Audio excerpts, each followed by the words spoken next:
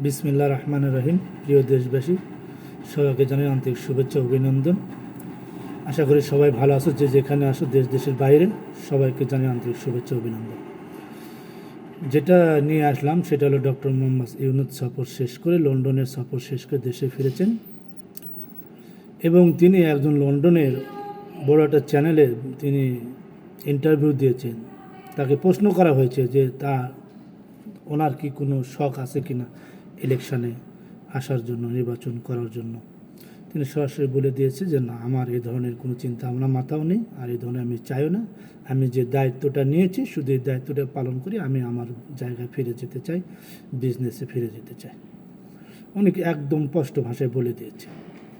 অনেকে বাইর সাইড থেকে অনেকে অনেক কথা বলেছে এর আগে, সেটা এই বৈঠকে মোটামুটি প্রকাশ হয়ে গেছে। তো আরও অনেক বলেছে যে কিছু সংবিধানে কিছু সমস্যা আছে, এগুলো সমাধান করে সুষ্ঠু একটা নির্বাচন, সুষ্ঠু সুনামধন্য একটা নির্বাচন, যা বিশ্বের কাছে গ্রহণযোগ্যমূলক একটা নির্বাচন তিনি চায়। এই জন্য তাদেরকে সময় চেয়েছে সম্পূর্ণভাবে সংস্কার করা, নির্বাচন দেওয়া, এগুলো সবই তিনি সঠিকভাবে পালন করতে চায়, তিনি বিবৃতি দিয়েছেন। আর একটা কথা, এই আনাগোনা আপনারা দেখছেন সোশ্যাল মিডিয়াতে, বাংলাদেশের গভর্নর বর্তমান যিনি আছেন ডক্টর আহসান, উনি একজন, আমার কাছে মনে হয়েছে উনি একটা ভালো মানুষ। কারণ উনি যখন বিগত দিনে ওয়ার্ল্ড ব্যাংকে IMF ওয়ার্ল্ড ব্যাংকে যখন চাকরি করতেন আমেরিকাতে,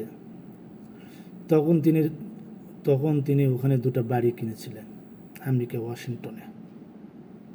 যখন চাকরি রিটার্ন শেষ হয়ে গেল, তখন তিনি ওই দুটো বাড়ি বিক্রি করে বাংলাদেশে এসে ওই টাকা নিয়ে তার নিজে গ্রামের বাড়িতে ইনভেস্ট করেছে। এটা আপনারা দেখেছেন। অনেক সাদা মনের মানুষ আমার কাছে মনে হয়েছে, এবং উনি একটা চ্যালেঞ্জও ছড়িয়ে দিয়েছে জনগণের মাঝে। অনেকে বলতেছে তিনি নাকি দুর্নীতি করছে, তিনি নাকি জায়গা কিনেছে, দুবাই ফ্ল্যাট কিনেছে।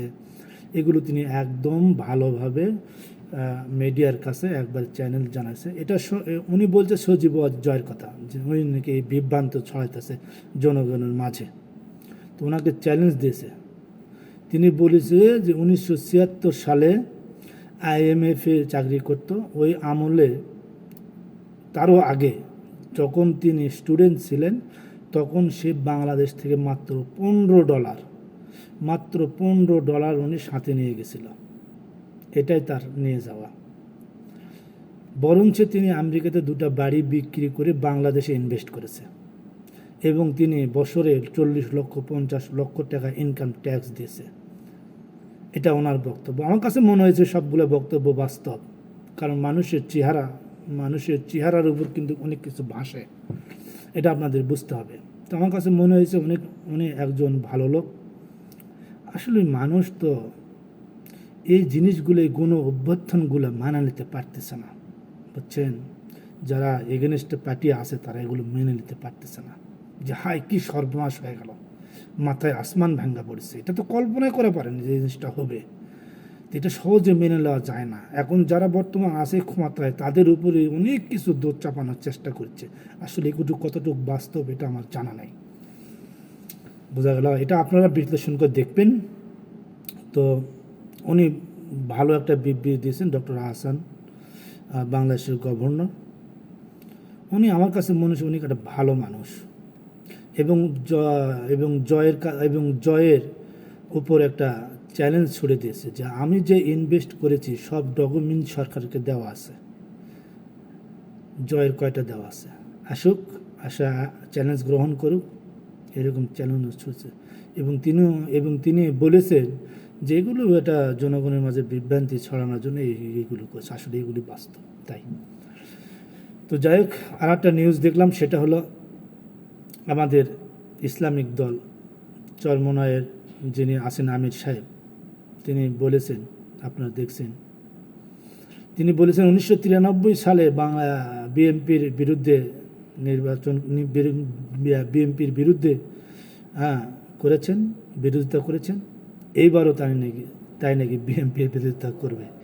আসলে এগুলো খবর দেখলে বুঝছেন বোঝা যায়, অনেক কিছু বোঝা যায়। রুটি হালুয়ার একটু টান পড়লে বুঝছেন সবাই নেড়াভেড়া করে, বুঝছেন না? তে ওই যে ডক্টর ইউনূসের সাথে তারেক রহমানের বৈঠক হয়েছে, মনে হইতেছে কি যেন করে আসলো, কি যেন হলো, একেবারে সব সর্বনাশ হয়ে গেল, মাথায় বাড়ি।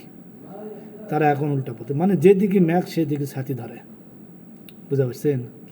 আসলে সারা জিন্দেগি যতদিন আছে পৃথিবী তারা সরকার গঠন করতে পারবে না।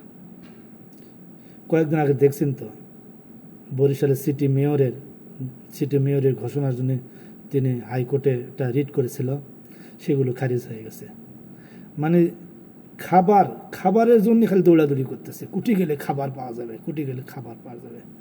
আরে ভাই, আপনার উপর শ্রদ্ধা করে বলতেছি, ঠিক আছে, দেশ চালানো তো সহজ জিনিস নয়, জনগণের মন জয় করা তো সহজ জিনিস নয়। বিএনপি একটা ইন্টারন্যাশনাল পার্টি, বিগত দিনে বিএনপি দেশ চলাইছে। হ্যাঁ, দুর্নীতি কিছু না কিছু হয়, কারণ ক্ষমতায় বাংলাদেশে থাকলে যে কোনো লোকই সুযোগ পেলে দুর্নীতি করবে। আমরা বাংলাদেশের মানুষ এই সুযোগ হাত ছাড়া কেউ করবে না, এটা অন্য জিনিস। সেটা কম আর বেশি, কিন্তু বর্তমানে পরিস্থিতি বিএনপি ক্ষমতায় আসবে, এটাই বাস্তব। যতই লাফালাফি করেন, ওদের এনসিপি একজন সংবাদ সম্মেলন করে বলছে যে এটা নাকি ডক্টর ইউনূসের পরাজয় হয়েছে বিএনপির কাছে। জি না, এটা পরাজয় হয়নি। আপনি যেটাই করতে যান, যে কাজই করতে যান, আমি ফার্স্টে বলি, যে কাজে আপনি করতে যান সেটা সমঝোতা ভালোবাসার মাধ্যমে করতে হবে দুই পক্ষে। আর সেটাই বিএনপি করেছে, ডক্টর মোহাম্মদ ইউনূস করেছে। এটাতে বাংলাদেশের জনগণ খুশি হয়েছে সবাই। আর কি যেন বলতেছিলাম, হ্যাঁ, এনসিপি কথায় বলতেছিলাম। তো বর্তমান দেশের রাজনীতি একটু পরিবর্তন হয়ে গেছে। এই যে বৈঠক হয়েছে, লন্ডনের বৈঠকের মারফতে পরিবর্তন হয়েছে, আরও পরিবর্তন হবে। সেটা হলো যেদিন জনাব তারেক রহমান সাহেব বাংলাদেশে পা দেবে, পুরাটা প্রেক্ষাপট একদম চেঞ্জ হয়ে যাবে। জানেন আপনারা? জানেন না? একদম পুরা প্রেক্ষাপট, রাজনীতি সব চেঞ্জ হয়ে যাবে। মানুষের মোড় 1 সেকেন্ডের মধ্যে ঘুরে যাবে।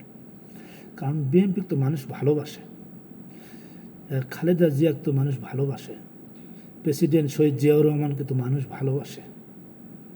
এই ভালোবাসার মানুষগুলো বোমা মারলেও চলে যাবে না, বুঝছেন? আর তারেক রহমান যখন পা দেবে বাংলাদেশে, এই ছোটো ছোটো রাজনৈতিক দলগুলোর মাথা কিন্তু খারাপ হয়ে যাবে। দেখেন, একদম পুরোটা মোড় ঘুরে বিএনপির দিকে চলে আসবে। একটু অপেক্ষা করেন, অল্প দিনে ইনশাল্লাহ তারেক রহমান সাহেব বাংলাদেশে পা দেবে, এটার অপেক্ষায় থাকেন। আল্লাহ হাফেজ। যারা এখনও পর্যন্ত আমার চ্যানেলটা সাবস্ক্রাইব করেননি, চ্যানেলটা সাবস্ক্রাইব করে সাথে থাকবেন। আল্লাহ হাফেজ।